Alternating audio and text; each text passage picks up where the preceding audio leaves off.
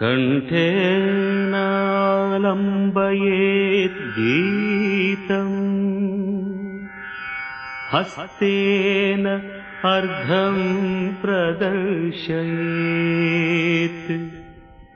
चक्षुभ्यां दर्शयेत् भावम् पादाभ्यां ताळम् आचरेत्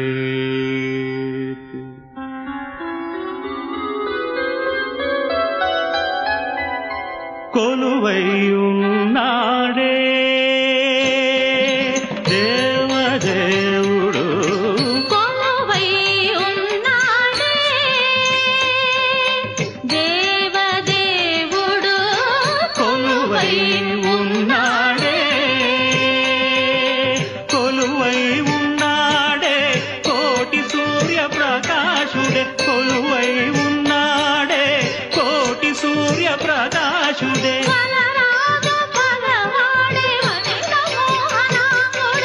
వలరాజు పగవాడే వనిత మోహనాంగుడే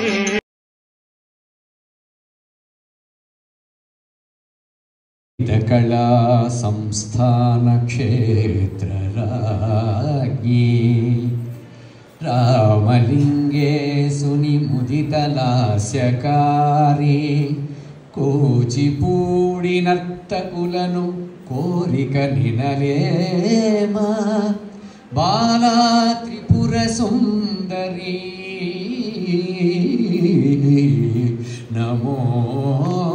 నమోస్తుతే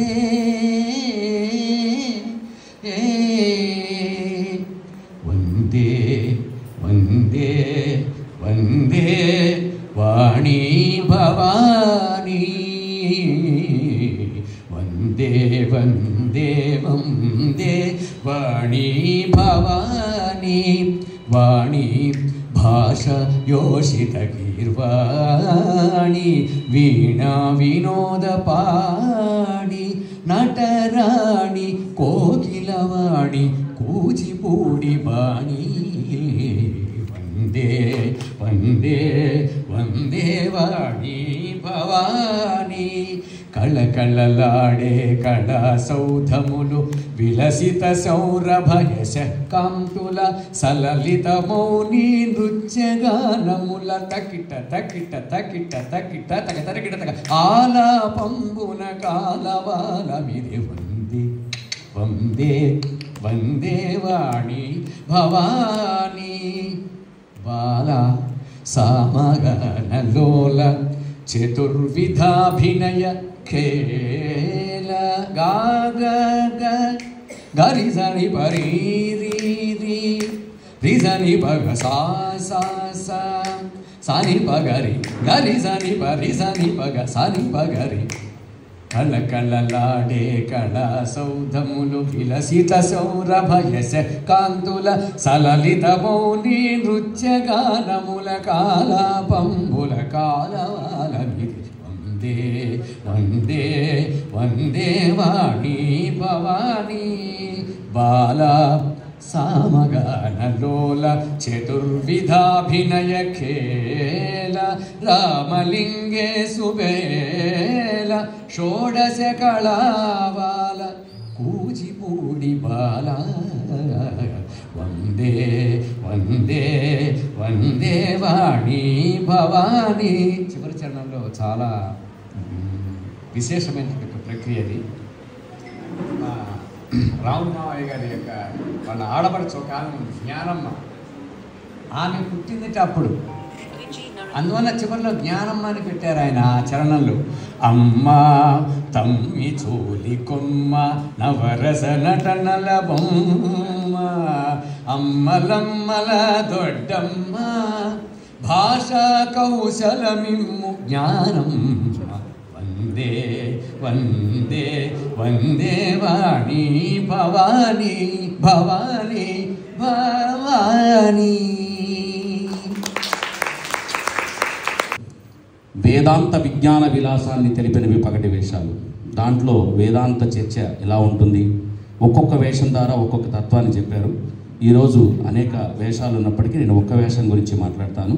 హిందుస్థానీ బ్రాహ్మణ వేషంలో కూచిపూడి భాగవతులు చక్కటి తిరునామాన్ని పెట్టుకుని తులసి పూసల్ని వేసుకుని గురు శిష్యులిద్దరూ కూడా ఇంటింటికి వెళుతూ గోవిందుడు అనుకుంటూ కొబ్బరి తిరుకుంటూ నారాయణుడు అనుకుంటూ నములుకుంటూ హరి గోవింద గోవింద అంటూ చూసారు. సాహిత్యంలో కూడా సామాజికులకి అర్థమయ్యేటువంటి భాషలో వారు ఆసు కవిత్వాన్ని పాట రూపంలో రాసుకుంటూ ముందుకెళ్ళారు. వెళ్ళడంతో సరిపోలేదు, ప్రతి ఇంటి దగ్గర కూర్చుని గురు శిష్యుల సంవాదన. ఇది ఎంత దగ్గరగా కూచిపూడి నాట్యము, కూచిపూడిలో ఉన్న గొప్పతనద, కూచిపూడిలో ఉన్నటువంటి సామాజిక స్పృహ, కూచిపూడిలో ఉన్నటువంటి చైతన్యము, కూచిపూడిలో ఉన్నటువంటి వేదాంత విజ్ఞాన విలాసము ఒక హాస్య రూపంలో ఒక ధర్మాన్ని, ఒక నీతిని, ఒక జ్ఞానాన్ని, ఒక సంస్కృతిని, ఒక సంప్రదాయాన్ని, ఒక యశస్సుని భావి తరాలకి ఇంటింటికి గడప గడపకి మనిషి హృదయ ఫలకంపై చెరగని ముద్రగా వేసే విధంగా కూచిపూడి భాగవతులు కృషి చేశారన్న ఎటువంటి సందేహం లేదు. దానికి చిన్న కథని మీకు తెలియచెప్తాను. గురు శిష్యులిద్దరూ ఒక ఇంటికి వెళ్ళారట. అందులో గురువు గారు అడిగారట శిష్యుడిని, నాయన సంకల్ప బలం అంటే ఏమిటో తెలుసా అని. సంకల్పం ఏంటి గురువుగారు, బలం ఏమిటి? ఫోన్ లేరా నాన్న? పిపీలిక చుంబిత చంద్రబింబ అంటే ఏమిటో తెలుసా అన్నట్టుగా. ఎంతైనా గురుస్థానం గురువుదే, శిష్యుడి స్థానం శిష్యుడే. తెలియదు గురువుగారు అంటే చెప్తా వినండి అని గురువుగారు చెప్తాడు. పిపీలకం అంటే చీమ, నేలబారే చీమ ఆకాశంలో ఉన్న చంద్రుని ముద్దు పెట్టుకోవాలనుకుంటా. ఇదేమన్నా సాధ్యమయ్యే పనేనా? కానీ దానికి వీళ్ళు చెప్పినటువంటి కథ మానవ జీవన గమనానికి ఎలా ఉపయోగపడిందో ఇప్పుడు చెప్తాను. ఒక చీమ గోవిందా గోవిందా అనుకుంటూ ఒక ఏటి ఒడ్డున కూర్చుని తపస్సు చేస్తోంది. భగవంతుడు దాని యొక్క భక్తికి మెచ్చి ఒక వాయు రూపంలో గాలిలా వీచగా ఒక గడ్డిపాచ కొన్నటువంటి చెరువులో ఉన్నటువంటి కమల పువ్వుకి దీనికి ఒక నిచ్చెల్లాగా పడిందిట. ఆ చీమ పాక్కుంటూ దాని నుంచి ఆ యొక్క కమల పువ్వులోకి వెళ్ళి అక్కడ పుప్పడి తింటూ తేనె తీసుకుంటూ మళ్ళీ నామస్మరణ చేసిందిట. ఆ మార్గ మధ్యలో అనుకోకుండా సప్తమహర్షులు వెళ్తూ ఆ నదిలో దిగి స్నానం చేసి అక్కడ కమల పువ్వులు తీసుకున్నారు. అక్కడి నుంచి సప్తమహర్షులు డైరెక్ట్గా కైలాసానికి వెళ్ళారు. పరమేశ్వరుని నెత్తి మీద హరహర మహాదేవ నా కమల పువ్వులు ఉంచారు. చంద్రుడు ఎక్కడున్నాడు అక్కడున్నాక ఈ పక్కన ఊరెత్తుకుంటారు. దీని ద్వారా తెలుసుకోవాల్సినటువంటి నీతి, ఒక సామాన్యమైన చీమ ఒక పని చేయాలంటే ఇంత సంకల్ప బలం పెట్టుకున్నప్పుడు, భగవంతుడు మనకి అన్నీ ఇచ్చినప్పుడు మనం ఏది సాధించలేది ఉంది కనుక ప్రతి ఒక్కళ్ళు మనుషులారా మీరందరూ నేను చేయలేనేమో, నా వల్ల కాదేమో అని మీరు అనుకోవద్దు. సృష్టిలో మీరు చేయాల్సిన పని చాలా ఉంది. భగవంతుడు మిమ్మల్ని దానికోసమే సృష్టించాడు. మీరందరూ ఖచ్చితంగా ఆ పని చేయగలరు, మీరు చెయ్యండి అని వాళ్ళకి ఇంటింటికి ఈ యొక్క పాత్ర ద్వారా ఇలా అనేక ధర్మ సూత్రాల్ని చెప్పుకుంటూ వెళ్ళారు. అలాగే గురువుల గొప్పతనం కూడా చెప్పారు. ఏమండి, గురువు దగ్గర ఒక మంది శిష్యులు ఉన్నట్టు వాళ్ళందరూ కూడా, ఆ శిష్యుల్లో ఒకడు చాలా విద్య నేర్చుకోగానే చాలామందికి తెలిసిన విషయం కదా, మన కళ్ళు ఎదురుకుండా కనపడడం చాలా కష్టం. ఒక గురువు గారి దగ్గరికి వెళ్ళి గురుదక్షిణ ఏమేమంటారు గురువుగారిని అడిగట. చిన్నవాడ నాకు గురుదక్షిణ ఇచ్చేది ఏమిటరా, నువ్వు విద్యలో పైకి రా, అదే నాకు కావాల్సిందంటే నేను ఇచ్చి తీరాల్సింది సార్, నేను ఇస్తేనే మీకు మీ అదృష్టం నేను గురుదక్షిణ ఇవ్వడం అన్నట్ట. సరే నాయన సంతోషం, ప్రపంచంలో అత్యంత పనికిమాలిన వస్తువు నా దగ్గర గురుదక్షిణగా తీసుకురా అన్నట్టు గురువుగారు. సరే ఓహో ఇదెంత పని అని చెప్పి నా శిష్యుడు బయలుదేరట. ఓ గడ్డి దగ్గరికి వెళ్ళి గడ్డిని తీస్తున్నట్ట. మరి ఆగమందిట గడ్డి, ఏరా నేను పండిస్తే వరి తిన్నావు, నా గడ్డిని గేదెలు పెట్టి పాలు తాగుతున్నావు, నేను ఇంత ఉపయోగపడుతుంటే నన్ను పనికిమాలిన దాన్ని నన్ను ఎట్టా అనుకున్నారో పనికిమాలిన హాని తిట్టింది. అలా తిరిగి కొన్నాళ్ళు గురువుగారి దగ్గరికి వచ్చాట. ఏమిట్రా ఏం తెచ్చేసానంటే, ప్రపంచంలో నా అంత పనికిమాలిన వాళ్ళు లేడండి, అందుకే నేను దగ్గరికి వచ్చాను గురువుగారు అన్నాడు. ఇక్కడ మనం తెలుసుకోవాల్సింది గురువు ఎంతటి వాడు, గురుతత్వం ఏంటి. గురువు సంతోషపడితే భగవంతుడు కోపం వస్తే కొద్దిగా ఎక్స్క్యూజ్ ఇస్తాడు, కానీ గురువుకు మాత్రం రాదు. విద్యార్థులందరూ గురుతత్వాన్ని తెలుసుకోవాలి. ఇట్టా అనేక పాత్రల ద్వారా ఎన్నో నీతి మాటలు చెప్తూ, ఆత్మబోయిన గట్టె అగ్నిహోత్రుని పాలు, కఠిన శల్యాదులు గంగపాలు, మీద కప్పిన గుడ్డ ఏటి మాదుగ పాలు, దాచిపెట్టిన సొమ్ము తరలిపాలు, ఇల్లు మంచము సొత్తు ఇతరులోకుల పాలు, వర్షబెళ్ళాముంటే పరుల పాలు, ఏదీను తన వెంట తనకు రాదు, తాను చేసిన ధర్మమే తనకు దక్కు అంటూ ఇంటింటికి కూచిపూడి భాగవతులు వెళుతూ, హారం త్రిపుర సంహారం మేము వర్తకులాడే బేరం, మా ఊరైతే బహుదూరం మేము ఉండేది కృష్ణా తీరం, మేము కులమణ బరమణ హారం మాది కూచిపూడి అగ్రహారం, తమ మెడలో చంద్రాహారం మా హారం ఇస్తే మా భారం దాశారథే కరుణానిదే అంటూ కూచిపూడి నాట్యాన్ని గ్రామ గ్రామాన వీధి వీధిన గడప గడపకి కూచిపూడి నాట్య కళోత్కృష్టమైనటువంటి కళాభిమానుల కళాకారుల పాత్రికేయుల హృదయ ఫలకంపై చెరగని ముద్రగా వేసినటువంటి పాత్రలో కూచిపూడి బహురూప వేశాల్సినటువంటి కూచిపూడి భాగవతులు పెద్దలు ఎందరో కూచిపూడి నాట్యాన్ని శాస్త్రీయం చేసి ప్రపంచవ్యాప్తం చేసినటువంటి సంస్కృత రూపక కలాప యక్షగాన కేళిక వ్యస్త నృత్యాంశ నృత్య నాటక నృత్య రూపక బహురూప వేష పకటి వేష కూచిపూడి భాగవతులకు నేటి భాగవతేతుల కళాకారులకు అందరికీ కూడా హృదయపూర్వక ధన్యవాదాలు తెలుపుకుంటూ నమస్కారం.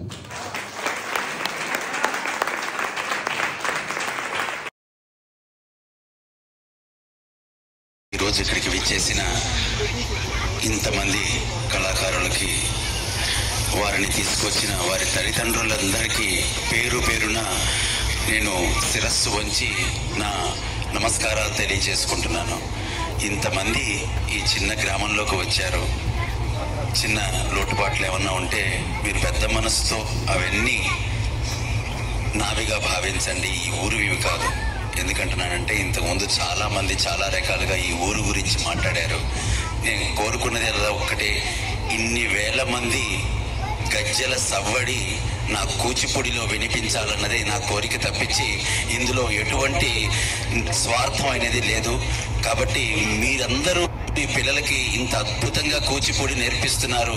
అటువంటి మీ పిల్లలు ఈ కూచిపూడి గ్రామంలో ఒక్కసారి అడుగు పెడితే ఈ కూచిపూడి తల్లి ఆ వచ్చిన మీ పిల్లల్ని తన పిల్లలుగా భావించి హక్కున చేర్చుకుంటుంది.